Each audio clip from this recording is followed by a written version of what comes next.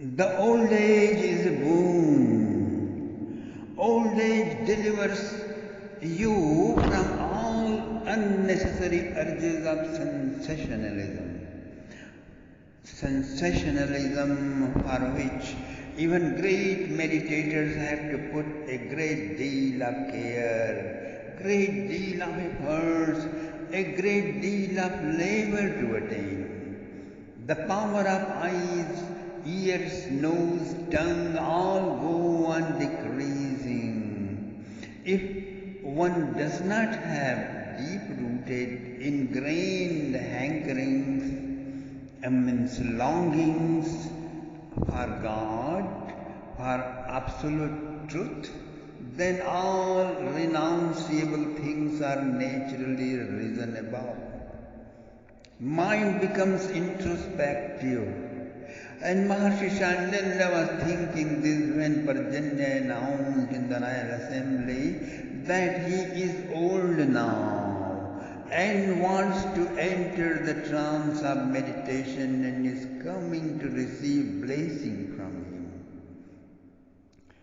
Parjanyaji said, when the son is young enough, then it is duty of the father to not pressure his practical and intellectual development by constant supervision based on a longing for right and order and sense pleasures. This is non-spiritual and entry dharma. Now I wish for blessings to enter the deeper forest to worship the Bhagavan. Similarly, Mahibhanu also renounced his governance for God realization. Shandilyaji felt sorry for the first time. Why first, my dear? Because he was an immortal being from Brahmalok. He could live in any age, be in any form, and stay at any place and any state of evolution of consciousness as long as he desired. Now, he was displeased upon this strange custom of aging of the creation, aging of the individual, aging of every being. Those who were younger, for whom I performed most of their sanskaras, birth and growing rituals, now they became old and are proceeding to the Himalayas, and I am still the same and here and living here. He could have given them permanent age and life by his yoga power. But Shandilya, the great commentator of Bhakti Sutra, the founder of new spiritual system, how can he become a barrier in the path of punyas and higher consciousness in any way for anybody? And what to speak of this most loving disciple of him? Blessings flowed and poured and showered upon Parjanya, and they went to the land of Tapa to do meditation and attain the absolute. In Brajmandal, not only Shandilya but each Gopa and Gopi felt, maybe even each cow and bull also, that Sri Nanda Maharaj is greater in care and concern and affection and homage and respect. Their new king of Brajmandal, Nanda Maharaj, is more humble, more generous and more serviceable than even his father and grandfather. He was such a master-minded one that the little Brajraj, king of Braj, became established for Sri Nanda, and Brajeshwari is Queen of Braj for Yashodaji. They were quite indifferent from their personal joy, pleasure and assets, but always careful and dedicated towards the respect and comfort of others. They cared for every single life in their land, every gopi, were full of respect, reverence and honor and love for them. It is the nature of cosmic law when one is unconcerned towards his own necessities and highly concerned for others, along with maintaining a steady stream of devotion to God, then God or His people take care of all needs. Bhagavan takes care of all the needs. Maharshi Chandalya was Purohit.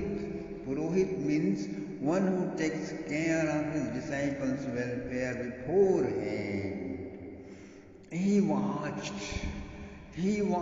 such a wonderful couple be born in front of his eyes, grow young, perfectly healthy, became qualified with all good traits and virtues, and marry. He watched them be coronated and adored as the king and queen of Braj, yet had no child. As years passed on, it became unbearable to Chandalya.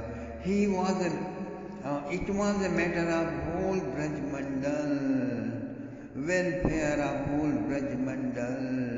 Being a founder of Nishkam Bhakti, Chandalya could not ask his disciple if he could perform Putreshti Yajna to invoke a child, but when others did ask, it was respectfully disapproved by Nand and Yashoda themselves, saying whatever is the will of Bhagavan is all auspicious to us. Consequently, all rishis and sages dwelling in Brajmandal began worshipping and doing yajna personally for this purpose. Great astrologers were consulted, but things were still without assurance. Maharshi Chandalya did Sanyam, a well-established formula of Yoga Sutra including Dharana, Dhyan and Samadhi focused on one point to obtain the aimed goal. So Chandalya did the Sanyam, but it always dissolved all transformations of thinking principles into Nirvikalpa Samadhi. Soon it spread all over, and each Gopa and Gopi and sage and saints are engaged in praying, worshipping and sacrificing their heart, mind, intellect and their consciousness became dedicated to one goal. Each pose was as if continuously screaming, "O Bhagavan, offer us a prince to Brajmandal." There then, as if a living assurance, as an embodiment of certainty came a yogini. She was golden complexion, slim, lean and thin, wearing saffron clothes, large bright eyes, ashes pasted on her forehead, and rudraksha beads adorning her heart, as if peace and blessings are overflowing from her presence. She entered Brajmandal. Gopas found her in Nanda's palace after receiving due respect and many tributes. Speaking upon request, she said, "I was born in Varanasi, the Kashi. The great wise man of today, Maharishi Sandipani, is my younger brother. Long before my puberty, my father had engaged me with a pious Brahmin, but before the wedding he died, leaving for me a prasad, a 1-year-old child from his previous marriage. This is him." Her indication was towards a camphor white complexion, reddish large eyed, crystal bead wearing, white clothed, Vaishnava tilak forehead, 5-year-old handsome child. She indicated to him. She continued, "His name is Madhumangal. Age and form are fully under his control. He lived 2 years old for a long time. Now It appears he does not like to be older than 5 years of age. I don't know whether he will be smaller or older in oncoming years.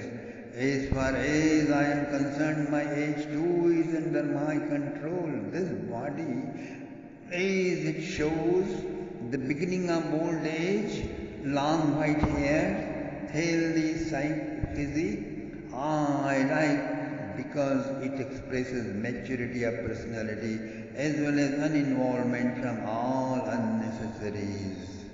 Prolonged applause. Vrajarani Yashoda, overwhelmed by their highly spiritual brilliance, bowed down in deep reverence. May you give birth to a wonderful child soon, came the blessing immediately.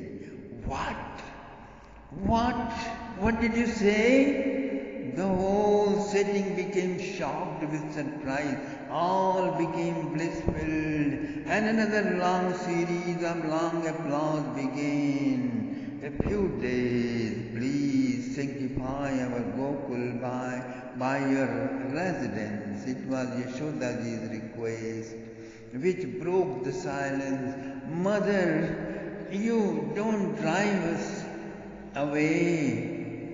No, I am not going to go away. My friend is coming. So this home is mine already. This was Madhumangal. He spoke up immediately. I wished we could settle here. I myself decided this before we arrived, said Devi Purnamasi. Their appearance, their presence was so soothing, heart-captivating, enlightening, and assuring that it sounded as if Gopas and Gopis received a new boon. Being with this mother and child was so self-fulfilling and great fortune that their heart overflowed with love and joy, and tremendous enthusiasm moved their feet and hands. And soon the most beautiful hermitage was built near Maharshandalya's ashram.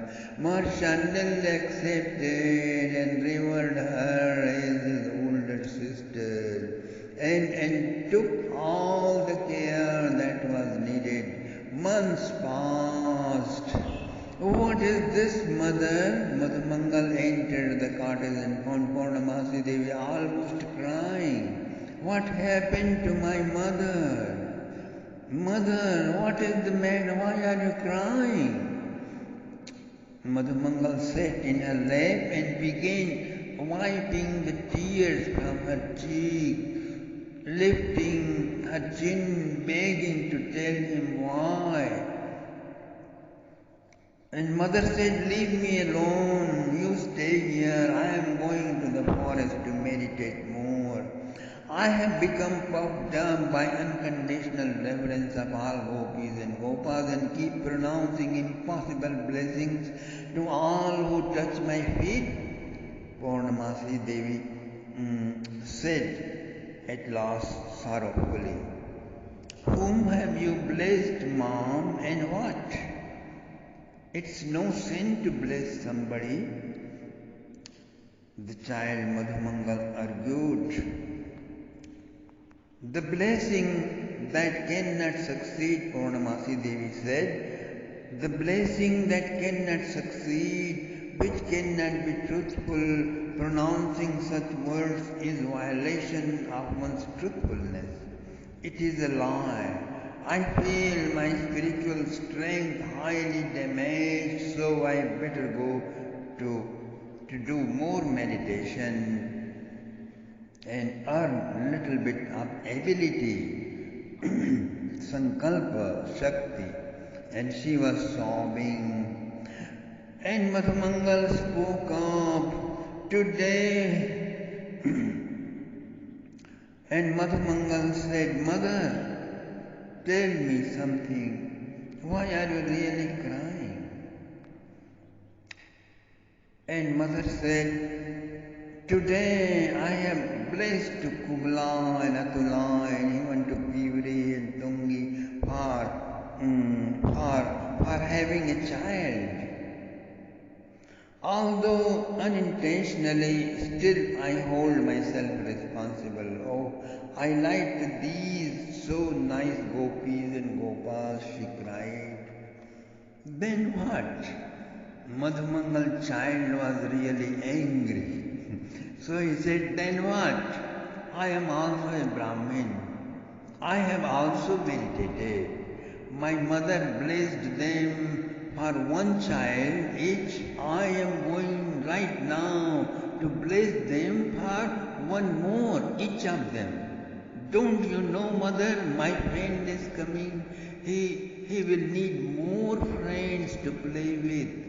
Saying this, he really ran down.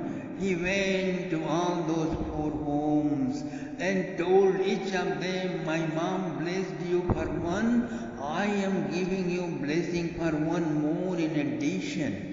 You remember, you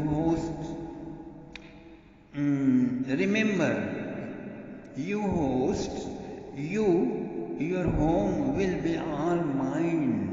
My friend is coming, all will be open ground for his play, for his wondrous leelas. Okay? The news spread all over Brajmandal, Gopas and Gopis, overwhelmed with devotion, rained down with tributes to the hermitages. Shandilya glanced with compassionate respect to Madhumangal. O Sanat Kumar of the earth, your blessing will come true, no doubt. From today I will be waiting in welcome for my beloved student. Very shortly, pregnancy symptoms were observed in four of the royal ladies who were blessed. Such a mighty wave of surprise and joy arose in Braj that most of them arose from body consciousness. The drowning race of Parjanya is saved. Nanda and Yashoda reigned with tributes and great festivities spread in and throughout Brajmandal. What about Yashoda, my son? Before the evening audience, Purnamasi Devi suddenly remembered. It was him who was so confident of the blessing of all along. It's my friend who is coming in, Mother Yashoda's lay. No hurry, no worry, let him come on his own schedule. After all, a sister also is needed. Let him manage if he can. Otherwise, I would like my sister in Atula's lay. Said Madhumangal, making faces and playfully glancing around, especially at Yashoda mother. Atula and Shandilya. No one understood what he meant, but soon Atula, who was pronounced barren and old, became a mother of two sons and one daughter. Shortly after one morning, Madhumangal was found dancing and singing in the squares and lanes of Brajmandal. He was singing over and over his message, happiness spilling out. Now, so soon my friend is coming next. He is the next one. Know everybody, rejoice, be happy, fill your heart with love and delight. Here he comes. Shandilya was approached by the Gopas who could not understand Madhu's message. Shandilya finally explained. He said, all of those who are coming here are far beyond the stretch of our astrology. I am great astrologer, but they are beyond my astrology and far, far beyond our meditational trances, our sanyama. Our sanyama only drop us off at the shore in Nirvikalpa Samadhi. It is only his own who can know. Unfortunately, I am Shantarasa.